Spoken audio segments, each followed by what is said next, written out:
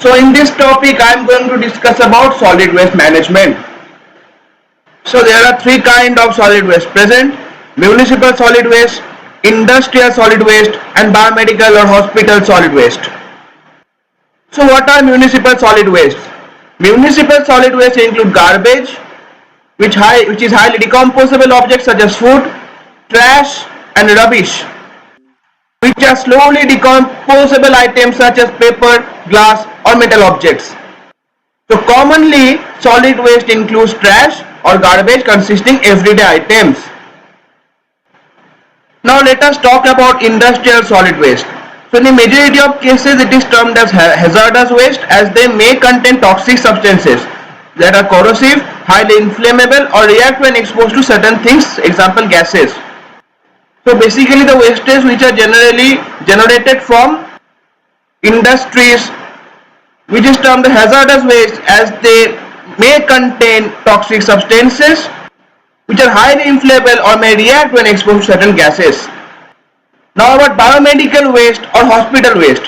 It is usually infectious waste that may include waste like sharp soiled waste, disposables, anatomical waste, cultures, discarded medicines, chemical waste, etc. Usually in the form of disposable syringes, swabs, bandages, body fluids, human excreta, etc. So basically the wastage generated from hospitals are known as biomedical wastage. These are usually in the form of disposable syringes, swabs, bandages, that is used bandages, body fluids, human excreta, etc. Now what is solid waste management then? Solid waste management is the collecting, treating and disposing of solid material that is discarded because it has served the purpose or is no longer useful. So solid materials which are discarded because it has served the purpose are no longer useful. They have to be treated after collecting and have to be disposed. This phenomenon is known as solid waste management. Now let us discuss about wet waste and dry waste. That what is wet waste and what is dry waste. So wet waste is biodegradable waste and includes cooked and uncooked food, fruits, vegetable peels, flower waste and other organically decomposable waste. And what is dry waste? Dry waste includes wood and related products, metals and glass. Dry waste does not include biodegradable wastage. Now we are going to discuss about plastic waste management.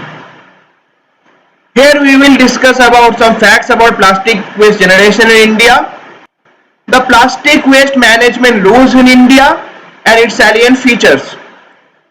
So let's start. So plastic waste generation in India. According to the reports for the year 2017 and 18, Central Pollution Control Board has estimated that India generates approximately 9.4 million tons per annum plastic waste. Can you imagine the number? 9.4 million tons of plastic waste is generated per annum. Out of this, approximately 5.6 million tons per annum plastic waste is recycled and 3.8 million tons per annum plastic waste is left uncollected or littered. See the grave situation. 3.8 million tons of plastic waste per annum is left uncollected or littered. Out of the 60% of recycled plastic, 70% is recycled at registered facilities, 20% is recycled by unorganized sector, 10% of the plastic is recycled at home. While these stats are 38% higher than the global average of 20%, there is no comprehensive methods in place for plastic waste management in India. Also, a constant increase in plastic waste generation is noticed. One of the major reasons for this is that 50% of plastic is discarded as waste after single use. We discard the plastic after using it for only one time. This also adds up to increase in the carbon footprint, since single use of plastic products increase the demand for virgin plastic products.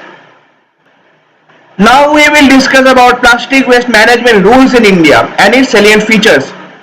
So the Government of India notified plastic waste management rules 2016 on 18 March 2016, superseding plastic waste rules 2011. These rules were further amended and named as Plastic Waste Management Amended Rules 2018. So what are its salient features?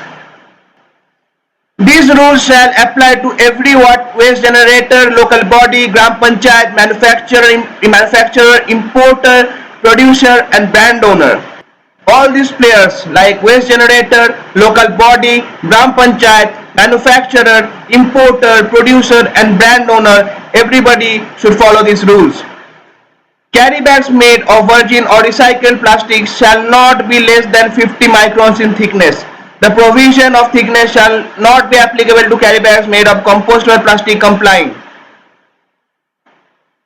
Waste generators, including institutional generators, event organizers shall not litter the plastic waste, shall segregate waste and hand over to authorized agency and shall pay user fee as prescribed by ULB and spot fine in case of violation.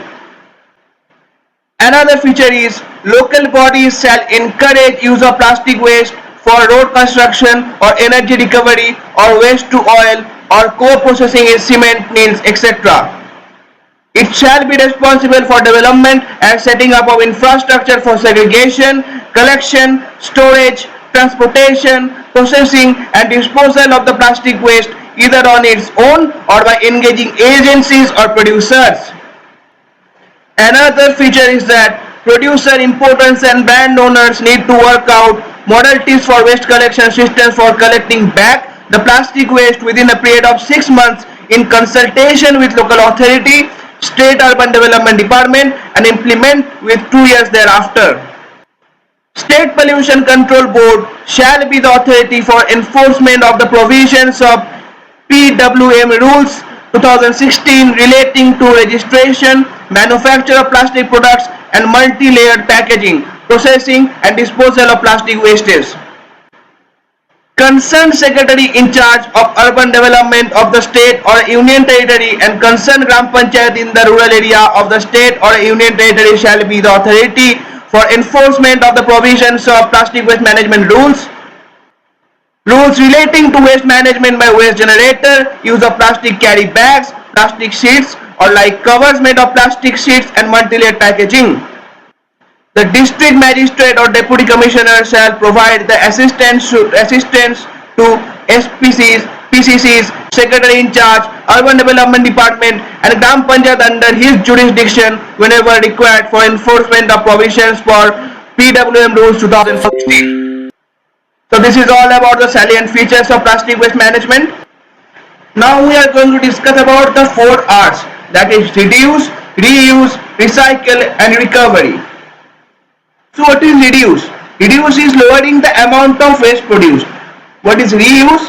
Reuse is using materials repeatedly by not throwing, by using the item one time, we have to reuse it repeatedly. Then it comes recycle, using materials to make new products. Means recycling the old material to generate new products. And another R is recovery, which is recovering energy from waste.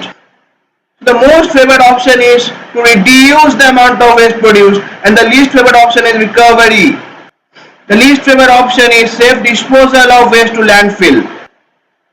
Reduce is the most favored option, as if we can reduce the amount of waste produced, then we don't need of safe disposal of waste to landfill, because if the amount of production is less, then the disposal should not be such a problem. So the least favored option is safe disposal of waste to landfill and the most favored option is to reduce the amount of waste produced. So with this topic comes to an end.